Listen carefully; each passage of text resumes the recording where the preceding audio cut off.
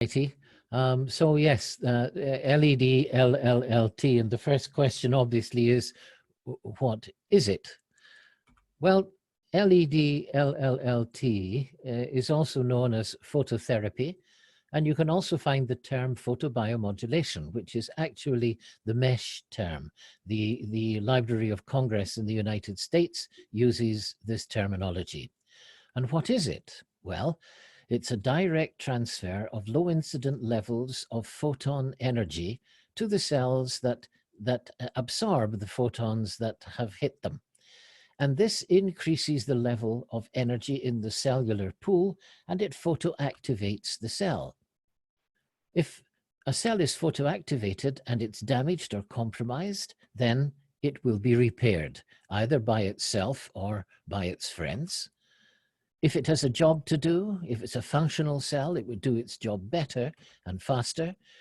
And if there are not enough cells, then either they will proliferate or more cells will be recruited in to do the job. And this allows us to achieve a viable clinical effect, but athermally and atraumatically, with no heat and with no damage. So let's take a putative cell and let's give it a damage threshold and a survival threshold. And now we'll pump increasing levels of light energy into the cell. And as long as the level of cellular activation remains below that damage threshold, then we have athermal cellular photobiomodulation, a phototherapeutic reaction. If we continue to pump in light, then we start to get a heat reaction. And first we get protein denaturation. The cells are damaged, but they're alive. This is actually the basis of tissue welding. If we continue to pump in more light, then the heat will increase until, first of all, we'll cook the cells, and secondly, we'll blast them to pieces. And these are obviously photosurgical reactions. But what we're concerned with is LLLT, where the level is the level of tissue reaction and not the level of power. So why do we use light-emitting diodes? Well, if you had asked me this question some 2 decades ago, I would have been rolling on the floor laughing because there were plenty of LEDs. They were cheap and bright, cheap and cheerful, but they had a very wide wave band, very low and unstable output powers, and they were highly divergent. In other words, totally unsuitable for clinical applications. And if we ran a photospectrogram of a red LED, this is what we'd find. Low intensity over a wave band from about 400 to 700 nanometers. In 1998, however, this all changed with Professor Harry Wheeland in the NASA Space Medicine Laboratory. He developed the NASA LED for use on the space station. It had a many-fold more powerful beam, 5 orders of magnitude more powerful. It was stable and consistent in output power, and most importantly, it was quasi-monochromatic. Now, what did this mean? Well, it meant that we could have a 633 nanometer LED plus or minus a few nanometers. We could have an 830 nanometer LED plus or minus a few nanometers. Now, there is a difference between narrowband and laser. If we look at a laser output at these 2 wavelengths, this is what we see, that there is wide, very, very narrow waveband or one single wavelength. LEDs have inherent advantages. First of all, they're incredibly efficient. They take a little energy and produce a lot of light. They don't need filaments or flash lamps, so there's no great heat source required, and this minimizes the need for cooling. They can be mounted in large area planar arrays, and this means we can treat large areas of the body in a hands-free manner, which is very kind to the therapist. They are quasi-monochromatic, as I said. 98% of photons, however, are at the rated wavelength in higher class LEDs. And this allows us to have laser-like target selectivity. And finally, they are inexpensive, and this helps us to keep costs down for both the clinician and for the patient. LED LLLT itself has advantages. It's non-laser, non-invasive, non-ionizing light. It can be applied by a trained therapist. It's pain-free and it's side effect-free. In fact, it can treat pain and treat side effects. And it's well tolerated by patients of all ages, from centenarians all the way down to infants. Because LEDs have an L, light, they must therefore follow the first law of photobiology, which is very, very clear. No absorption, no reaction. So the most important factor for absorption in phototherapy is wavelength, because it determines not only the target selection, the chromophore, but it also determines the intrinsic depth of penetration into that target. So to measure penetration, we use a photospectrogram. And in this blank photospectrogram at the moment, we're going to pass white light through a human hand, my hand. The white light comprises wavelengths from 400 blue through 700 red to 1100 nanometers in the near infrared, seen there on the x-axis. On the y-axis, we have the optical density in logarithmic units, an optical density of 8. Although it's only 5 difference from 3, it's actually 5 orders of magnitude, 100,000 times of a difference. So what did the computer see? Well, this is what it saw for each individual wavelength. And you can see, first of all, shortwave visible light does not penetrate very deeply into tissue, very high optical density around 8. When we move only 43 nanometers from 590 to 633 nanometers, we find 10,000 times better penetration. And we have another order of magnitude better penetration at 830 nanometers. And these are the wavelengths that we use in Healite. So here's a practical demonstration of wavelength-dependent penetration. This is a 630 nanometer red pointer, and it's quite clearly coming all the way through the finger, transmitting out through the nail. And then when we look at it sideways, we can see transillumination of the entire fingertip with scattering. And we can also see the hand holding the pointer is lit up, not reflection, this is backscatter. On the other hand, when we take a 552 green pointer, you can see even though I have it very near the fingertip, it's not penetrating very deeply at all. And when we try and see anything through the finger, no green light at all penetrates to the nail. So the lesson is the shorter wavelengths of visible light will not reach targets in the dermis and below, but they will involve the epidermis. So what is the overall target in LLLT? Well, it's our soft tissue and our musculoskeletal system, as kindly displayed by this gentleman here. And in particular, we're interested in the skin. As you know, it's not inert. It is the largest living organ in the body, protecting the tissue from environmental insults and maintaining the homogeneity and hydration of all tissues beneath it. But more importantly for us, it contains the majority of the target cells for LED therapy and the dermal blood plexi. In fact, at any given time, the skin contains more than 20% of the entire blood supply of the body. So what does this mean? Well, it means that when you are treating, let's say, the face with a photofacial, as you create interesting photoproducts from the cells, the blood that is passing through picks up these photoproducts and carries them systemically throughout the body. So we not only get a local effect, we get a systemic effect. And light targets specific cells. These are our primary targets in phototherapy. Here's a typical cell. We have the membrane surrounding the cytoplasm. In the center is the nucleus. And we have a selection of organelles. We have the lysosomes, the enzyme factories, the ribosomes, manufacturers of messenger RNA to contact the nucleus. We have the Golgi complex, the assembly plant of the cell. But most important is the mitochondrion. because it provides adenosine triphosphate, ATP, the energy source, the fuel of the body.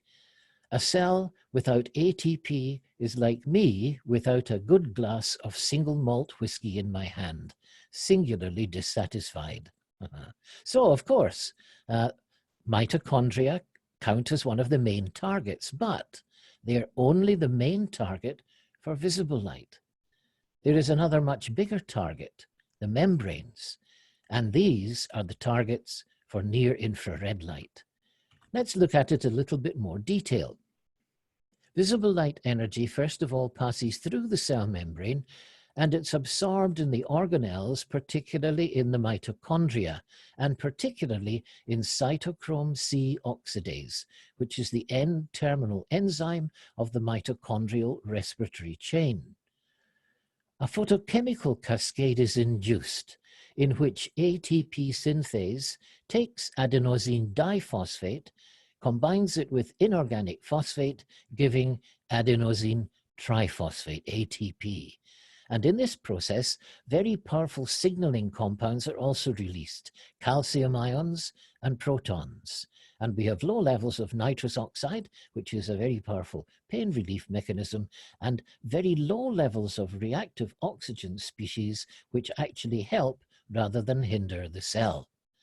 These increased levels, particularly of calcium ions and protons, stimulate the cell membrane and bring into action the cell membrane pumps. So we start to get information exchange from outside to inside and vice versa. Finally, information reaches the nucleus and the cell is fully photoactivated. If it's damaged or compromised, it will be repaired. If it has a job to do, it'll do it better. And if there ain't enough cells, then more cells will somehow appear.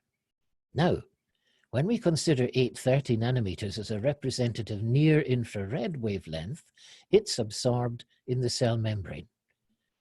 You can drive a small Mini up a narrow alleyway, but if you try and get a wide Rolls-Royce up the same little alleyway, it just won't go. And this is the problem with near-infrared light and the structure of the membrane. It just cannot go through.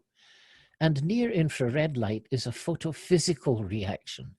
So we get molecular excitation with the energy of the molecular energy swiftly stimulating the cell membrane, and instantly we find the sodium-potassium pumps are started very, very early on. But this requires energy.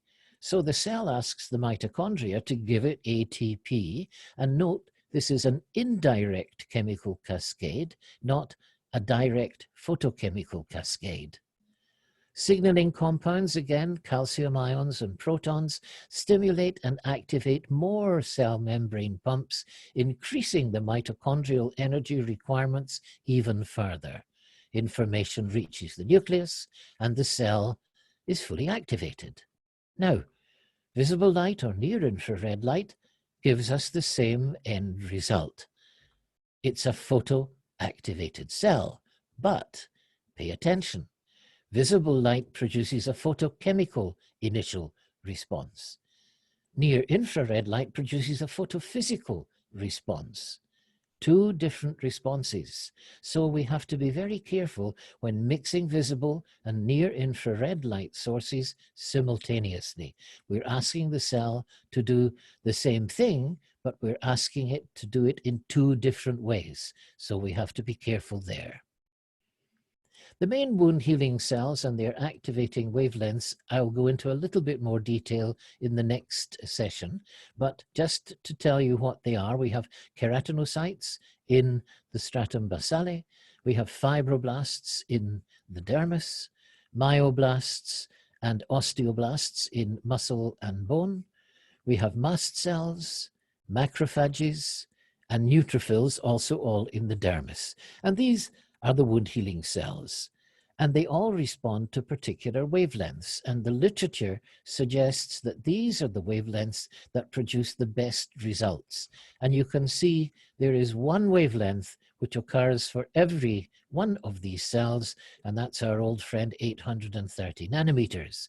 And for keratinocytes in the epidermis, we have the added bonus of 590 nanometers, and these are the two wavelengths that you'll find in the Healite infrared head. And the main process that we're looking at is the wound healing process, in which different cells are doing different things at different times and in different numbers. Now, I will go into this a little bit more detail, but just to show you briefly what happens, 3 phases in wound healing: inflammation, in which mast cells, leukocytes, and macrophages increase in number, and this lasts from wound day 0 to about day 3-4. Then we move into proliferative phase, when fibroblasts become the main cell, but you'll notice that the inflammatory stage cells all drop back down to their pre-wound levels. Endotheliocytes, also very important for blood vessels. And then for bone and for muscles, we have osteoblasts and myoblasts. This stage lasts from about 3 days to about 21 days. It's not cut and dried. There is a certain period of overlap between these stages. Then we enter the final and longest stage of remodeling, and when this starts, there are far too many fibroblasts. So some of them are transformed into myofibroblasts, fibroblasts with muscles, and their job is to reorganize the tissue into nice, firm fibers. And then there are still too many fibroblasts, so some of them de-differentiate into fibrocytes. These are quiescent. They're semi-potent, unipotent stem cells. And these serve to augment the stem cell pool that we lose in time. And that is basically the wound healing process. But what happens to that if we add 830 nanometers LED LLLT? Well, the first thing that we notice is it brings about what I call a quasi-wound. You will see this in more detail next week. And the other thing is it speeds everything up. We find we can get out of inflammation earlier, into proliferation earlier, and out of proliferation earlier, almost in half the time. Same for remodeling. So in other words, healing is accelerated and enhanced with 830 nanometers LED LLLT. There is another target apart from cells, and that's the blood. And we can get a direct and a systemic effect from that. Now, this study was done by a colleague of mine in Japan, Dr. Junichiro Kubota, who's a plastic surgeon, and he wanted to show what 830 did to flaps, particularly the axial pattern flap. So in these rats, there were a control group and an irradiated group. The flap was raised. This is what it looked like immediately after being raised with Doppler speckle flowmetry to see the blood perfusion. As we went through time from 1 minute, 5 minutes to 10 minutes, perfusion dropped off quite dramatically in that unirradiated flap. But when we looked at a typical irradiated flap, we found that by 10 minutes, there was a lot of perfusion in the flap.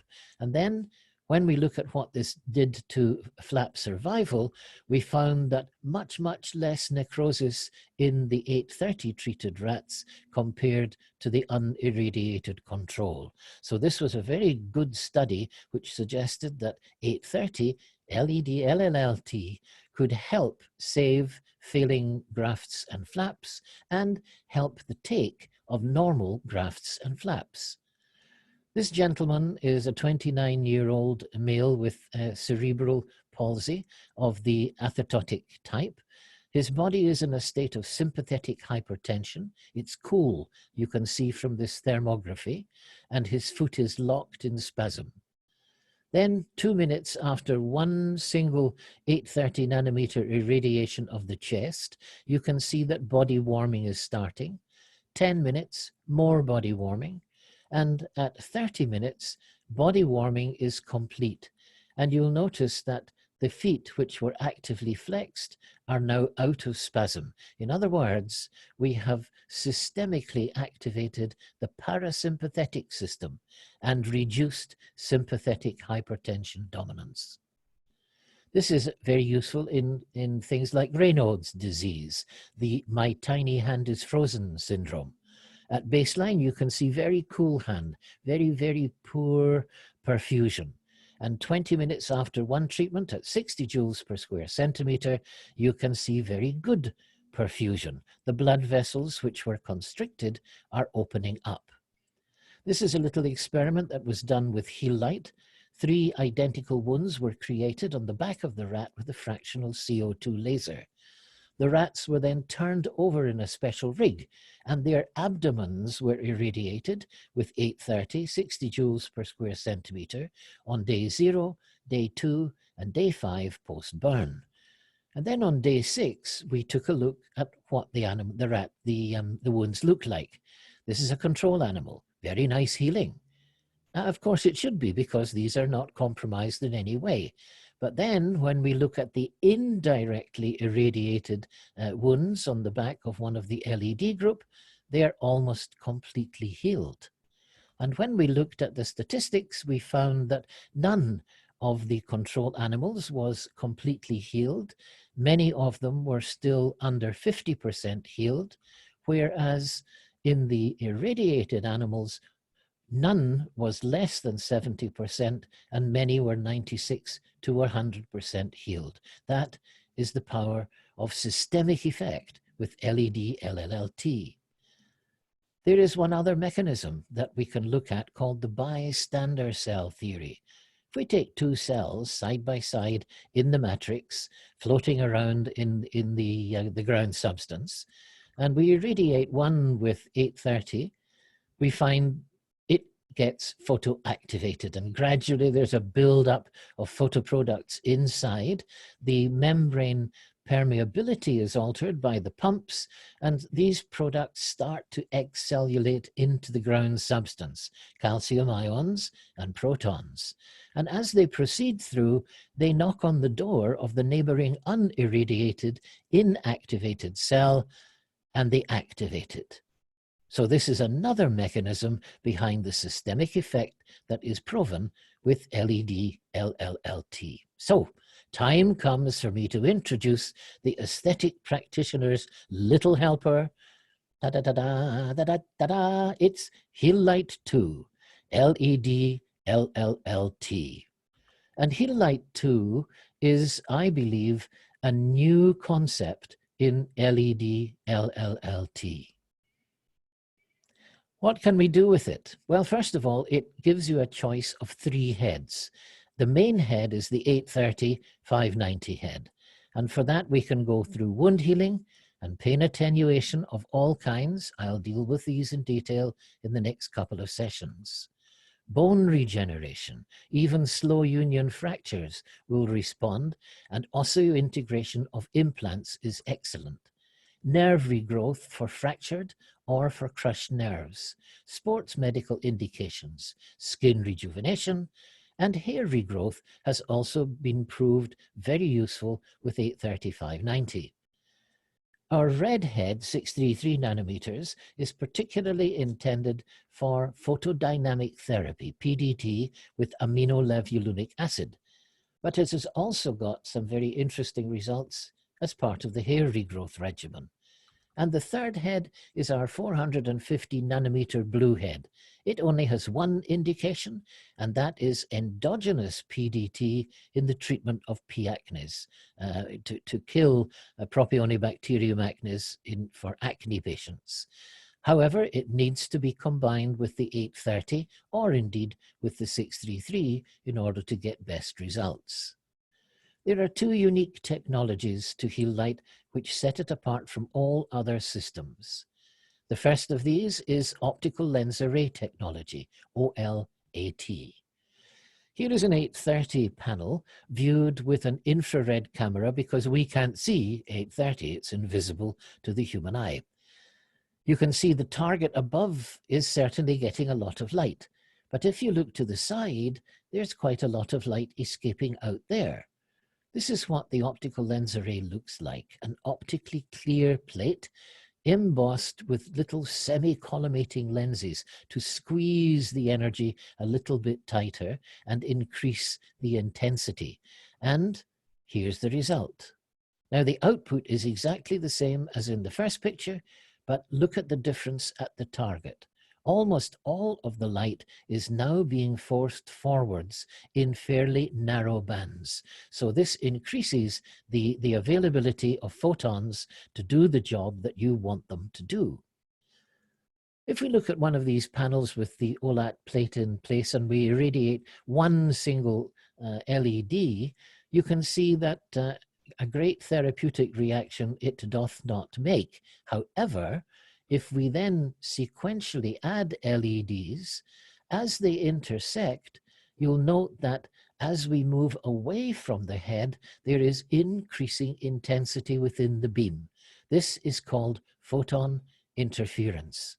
If we measure the intensity at 1 centimeter from the head, which will give us more or less the irradiance of the LEDs, we'll call that 100%. Then when we measured it at 5 centimeters, at 10 centimeters, and the maximum was achieved at 17 centimeters, we actually were getting 118% of the whole intensity. So the message is you keep a distance between Healite and the target, and the optimal operating distance is 15 to 20 centimeters. The other type of technique we have is photosequencing. And photosequencing involves, as we look at the end of the array here, end on, and we have the panels arranged to irradiate a curved surface with equal intensity. And then we look at one of these panels side on, you'll see there are 12 rows of LEDs. At the 4th row in contains a double chip LED with 830 and 590 yellow. When we first turn Healite on, only that 590 energy is emitted from these bands. It's panel by panel. The intensity is very low, less than 100 microwatts per square centimeter per panel. And you'll notice that it's 1 second per panel. So that gives a fluence of less than 100 microjoules per square centimeter per panel. And we call this micro LLLT.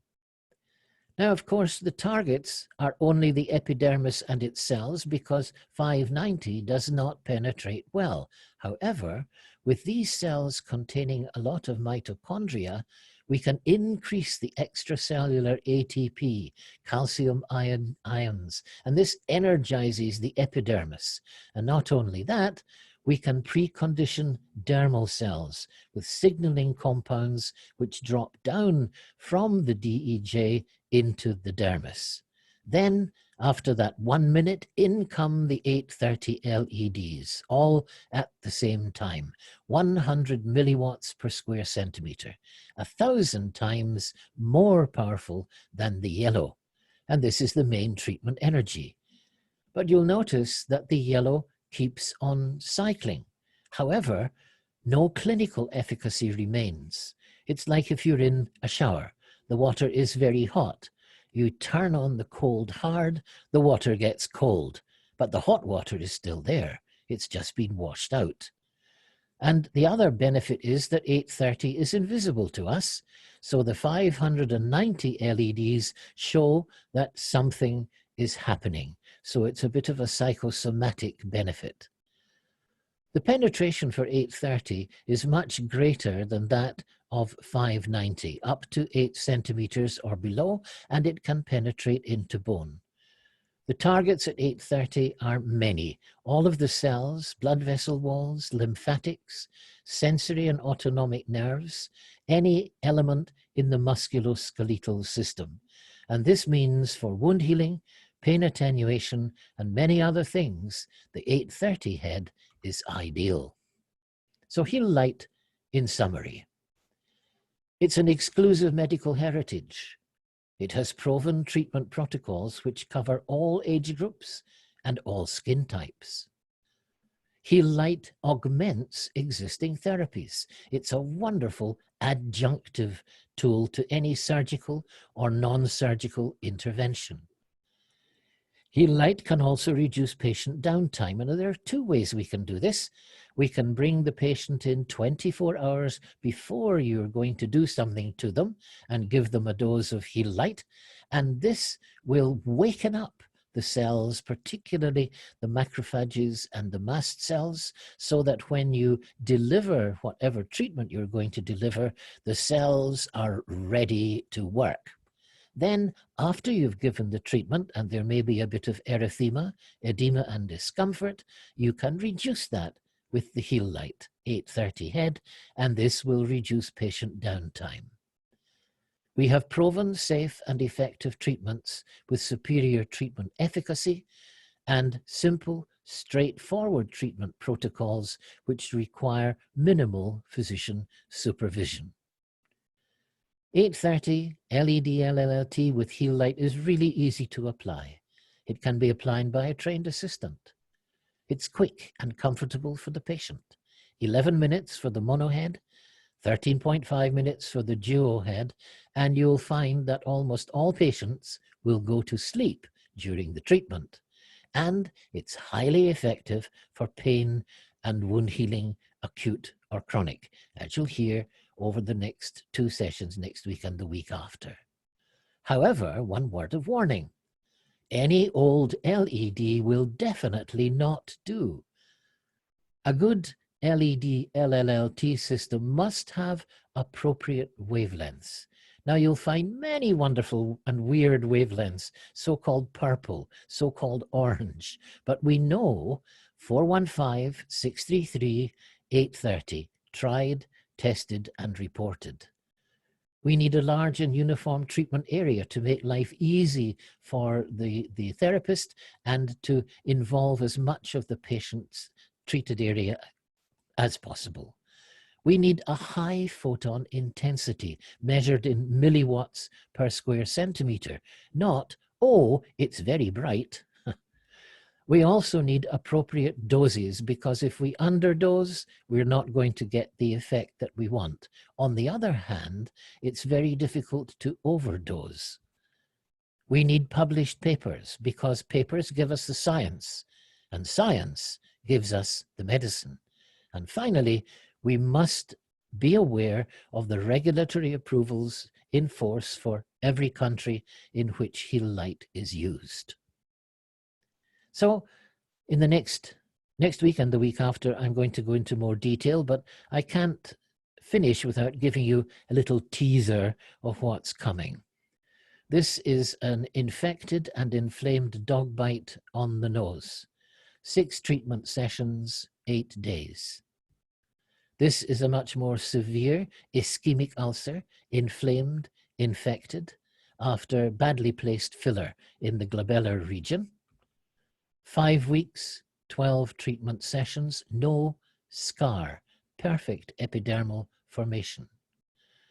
This is herpes zoster ophthalmicus, particularly painful and extremely unpleasant and very difficult to deal with after 4 treatment sessions in a controlled study. This gentleman had been plagued with eczema all his life, and it was driving him batty. And this is him after 8 treatment sessions of Healite with no recurrence in a 6-month follow-up. Finally, formed hypertrophic scars. They're fairly new, they're still pliable, but they're not going to go anywhere very quickly unless we hit them with Healite 12 treatment sessions over 6 weeks. So, Healite 2, I believe no clinic is complete without a Healite. Thank you so much. LED LLLT with Healite 2 really works, and I've given you the bare facts. Tune in next week, folks. Healite for wound healing. Thank you so much for your kind attention. Well, my dear colleagues, you've heard from me, and it's your turn now. So I'm going to hand you back to Sheila, who will help you with the Q&A session. Once again, very, very many thanks for listening. Thank you, Dr. Glen. That was an excellent talk. We have a few questions that's on the question board right now. So I'm going to just read off the question and maybe you could answer them live if you could.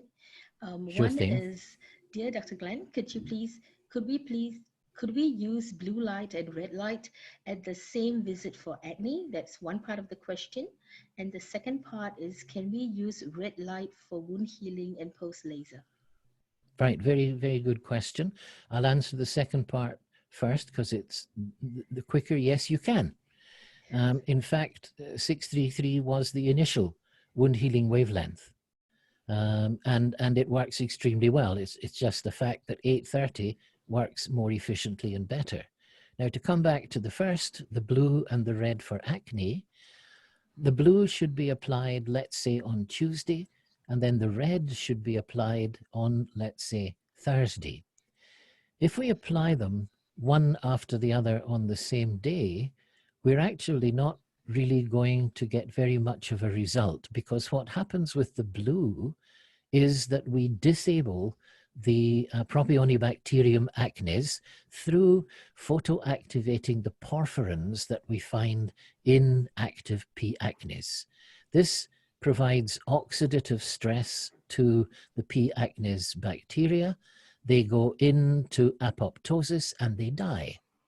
Now, if we treat them too quickly with the red or with the infrared, these are healing wavelengths. So they're going to try and save these poor sick, damaged Propionibacterium acnes, when in fact we want to kill the little bacteria.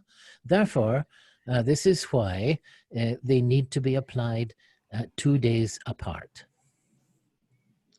Okay, thank you. We have another question from Edmund, which asks, may I ask, for all your sample patients that you did, do you do any additional other treatment, or is this just purely on Healite? These were, most of these were done for a clinical study of some kind or another, and therefore it was Healite only. Nothing else was allowed.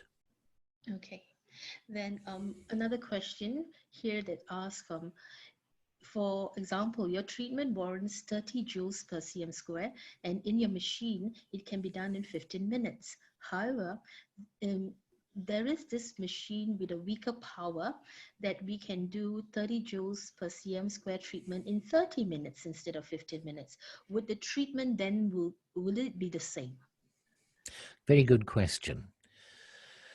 Dose is important. If you therefore deliver the ideal dose, you are going to get a good effect.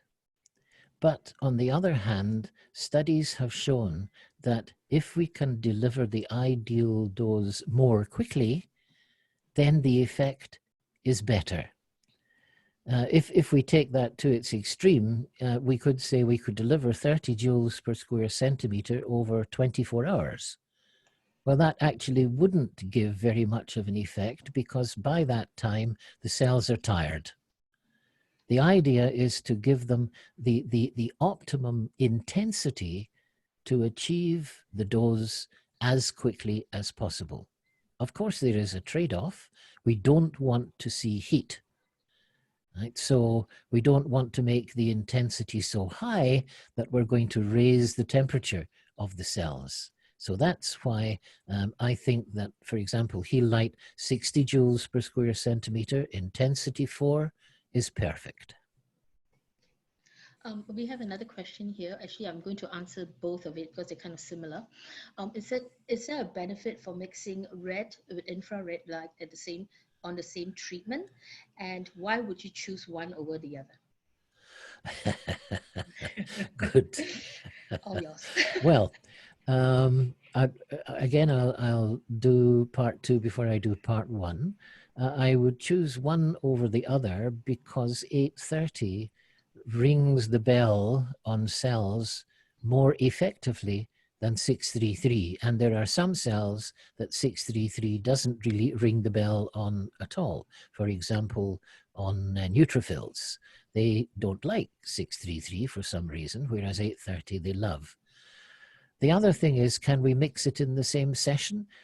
Well, again, if you give the cell a message and it responds to the message with a photochemical response, and then you hit the same cells with the 830 and they get a photophysical response, the danger is that if they're kind of equal intensities, it's going to confuse the cell because it's not going to understand which of these it should do first. And it may end up not doing anything. So I think it's better not to mix any photophysical with any photochemical. Now, having said that, somebody is going to say, aha, but you use 590 with 830. Yes, I do. But I use 590 at a very, very, very low irradiance so that the high irradiance of the 830 washes out any clinical effect after that first 1 minute when the 590 nanometer LEDs are allowed to do their stuff. Okay, I've got a few other questions for you. One is about melasma, and could we use yellow light for melasma?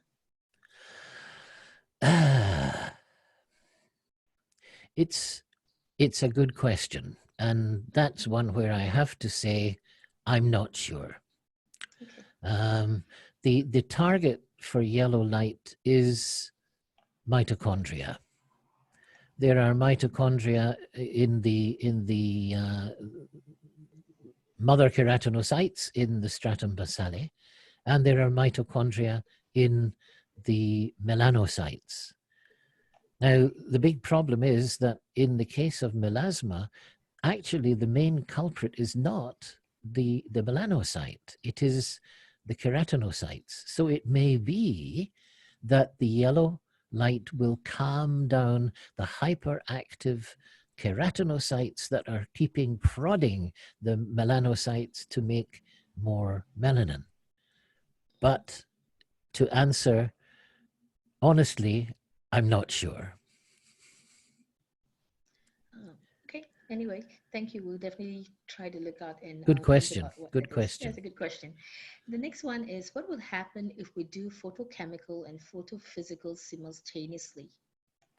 Well, I mean, we've dealt with that. If we do, let's say, red and infrared at reasonable intensities together, we are definitely going to confuse the cells. Okay. Now, if we do at a lower intensity, then there is an argument that there may be some augmentative effect.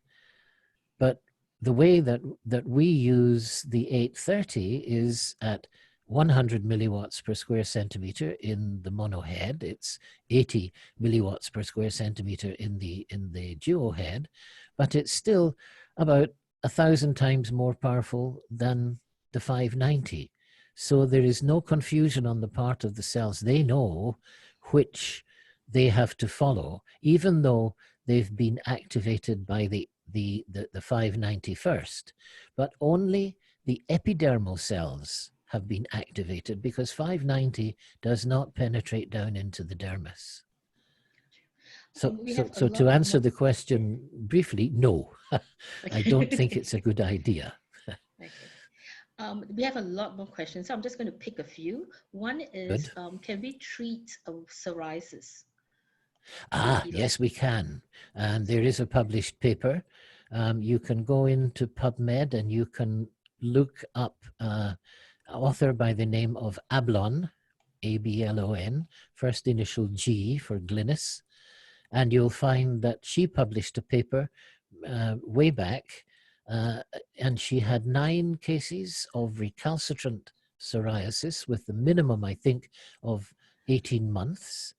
And of these 9, 8 patients got 90 to 100% remission.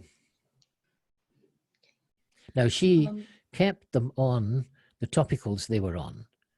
She was very careful to make sure that none of the topicals was a photosensitizer at the wavelength that she was using. but she kept the patients on the topicals during the treatment. However, the fact that they had resisted treatment for up to, I think one lady had been trying for more than 15 years to get her psoriasis cured, and it worked really well. So my answer there is yes. Any of these autoimmune driven diseases will respond well to Healite. I think we have only time for probably one last question, depending how you answer this. So Okay. here's a question that says that, is there any literature showing the different impact of LED on precancerous cells, like as in inhibitors? No, in or AK, well, Yes, you know, there's a big argument: are AKs precancerous? I mean, and sure. they're not really. They are abnormal, and as with any abnormal cell, there is a chance for mutagenesis, and Mm. from mutagenesis doth cancer grow, right? But you can have AKs for all your life and never get cancer. They with AKs, the best treatment for them, if you're going to use LEDs, is PDT, photodynamic therapy, with aminolevulinic acid at fairly low doses, 5% or so, and a activate with 633 nanometers. I think I still have one more question, probably squeeze it in, and then I have to wrap it up. All The next right. question is, um, blue light precipitates, does blue light precipitates pigmentation of PIH? And the answer is yes. And this is why we advise blue on Tuesday and red or infrared on Thursday. If you don't do the red or infrared and do only blue, particularly in darker skin types, you will definitely get skin darkening because the melanocytes see the blue light. It's fairly near ultraviolet. They think the skin is going to be damaged, so their defense mechanism is hypermelanogenesis. So blue light on its own will darken, but when we combine it the way we do, it does not darken. Thank you so much. We still have a few other questions for people who have sent in your questions, but if I do not have the time to address it, we will actually answer you via email, and I hope that we'll answer all your questions.